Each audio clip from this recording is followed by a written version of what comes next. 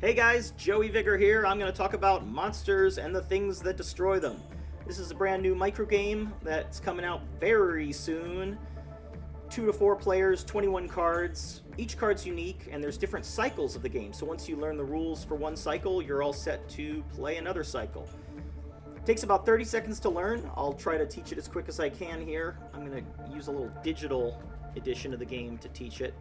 So at the beginning of the game, you shuffle the deck here, 21 cards, and then you deal one card face down to generate each player's personal discard pile. So anytime a player has to discard, they're going to discard face down on top of their discard pile.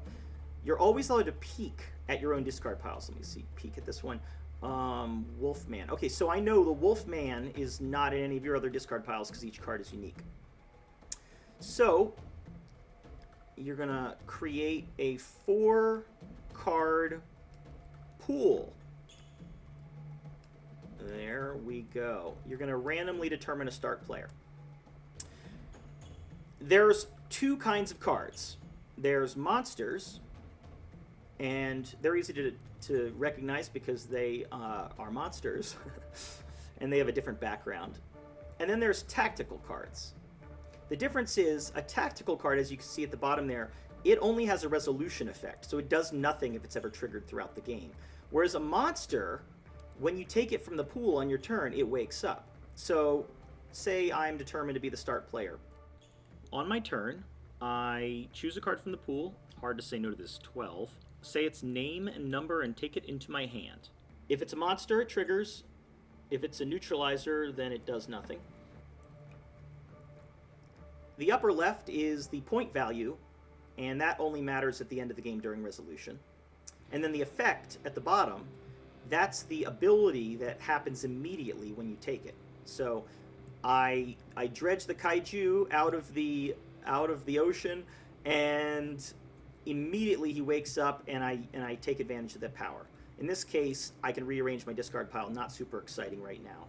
So as you can imagine, the more powerful the point value in the upper left, the less powerful the immediate or ongoing effect that the monster gives you. You refill the pool to 4 from the deck, and then you check your hand limit. 3, if you're over, you have to discard your discard pile. And the next player in turn order clockwise takes their turn. Okay, I'll decide what to discard. In this particular case, actually, it's funny. I wouldn't have to discard, because if I had taken Mr. Hyde, it actually increases my hand size for the rest of the game, or at least until resolution. But suppose I didn't have him. Okay, I'm going to discard this card right here. And some of these cards are really cool. They let you trigger other cards. So,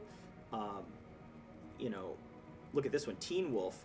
Look at the top 2 cards of any discard pile. You may trigger one. So I don't know what's here. I could take that risk if I was taking that card, and triggering a card also obviously reveals it to everybody at the. So suppose I wanted, though, to have a crazy hand size. I just discarded Mr. Hyde. I don't really want people to know I discarded Mr. Hyde, but I can't resist. So I'll take Teen Wolf. And when you take a card, you call the number of it and the name of it, just so people can remember that. Teen Wolf 5. I will reveal this, because in order to trigger something, I have to reveal it. Take the top card from your discard pile into your hand. So that goes back into my hand. My hand limit is now, what is it now? 5. 1, 2, 3, 4, 5. So crazy things can happen. You can trigger the same cards multiple times, and on and on and on.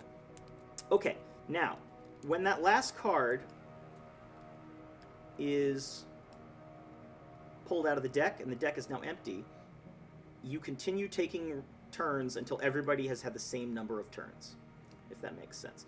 I believe usually there's either 1 or 3 cards left in the pool, usually, depending on the number of players. Okay, so the goal of the game is to end the game with the best combination of 2 cards in your hand. And they could be monsters or neutralizers or one of each. Everyone discards and ends up with the strongest combination of cards possible. So I'll get that one, and we'll just pretend that this is this guy's cards. And we'll pretend that this is this guy's cards. Alrighty. Okay, so now it's the end of the game. Everyone simultaneously reveals their biggest or most valuable card. So this guy's going to say, okay, I've got Hunk Vampire. I've got the Kaiju. And what does this guy have? Okay, man, not very good. He's got Sunlight. It's only 2 points. Tactical cards obviously can't be canceled, but look what it does. So it's 2 uncancelable points. Cancel Hunk Vampire and Dracula. So first thing that happens is you reveal your biggest card. Second thing that happens is you reveal your second card. So reveal this, and I reveal this. And I'm about to celebrate. Look at me. I've done so great. Look at me. It looks like I'm going to have 17 points. But wait, first, this guy has 12 points, but not really, because the Sunlight has canceled the Vampire. So that's removed. Uh-oh. What does this say? After all other cancellations, cancel the most powerful monster that remains. This is the most powerful monster. It's gone. I end up with 5 points. This guy ends up with 3 points. And this guy ends up, unfortunately, with only 2 points, even though he canceled my my biggest monster. Pretty interesting ending, but in fact, I'm not even sure how realistic that ending is, because I think I left the thing that cancels the kaiju military force in the pool, and I don't think you guys would have let me. I don't think you would have let me leave that in there. But regardless, that's the game. Very easy, very simple. And the cool thing is, if you want to do like a little campaign game, you can actually play to 5, or play to first player to get 3 wins. Wins the campaign, and each time you start the game, if you won the previous game, you actually start with an additional random card in your discard pile, which might give you some additional powers. That's like a little fun little way to keep the campaign interesting. That's Monsters the Dark. There's some other ones here too. That's Monsters the Dark. We got Monsters the Deep. Monsters the Deep is mythic sea monsters. We got the Moby Dick here. We got Hydra. And these are all different. So this one lets you trigger the top or the bottom card. So mythic sea monsters, the deep, there's a lot of swimming down to the depths of your discard pile and stuff like that. Oh, this one's funny. Siren, give this to any player. This cannot be discarded unless a card allows it. So basically, remember how you're going to choose your favorite 2 cards at the end of the game? The Siren is going to be one of those 2 cards. You just can't resist keeping her in your hand. So it's all different. This is interesting. The Nautilus, this one doubles your other card's value. And if your other card is Captain Nemo, and if he's not canceled, then you win the game. So you end up with a kind of an interesting combo here with these 2. So very different. This is kind of funny. If you have Cthulhu here, the only way to cancel him is to wake up from the nightmare. I'm proud of that.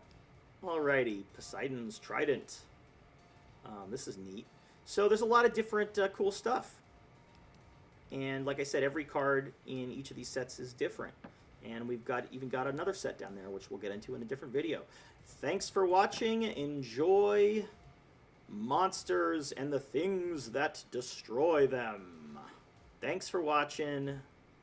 Ooh, limited edition. What? Wow.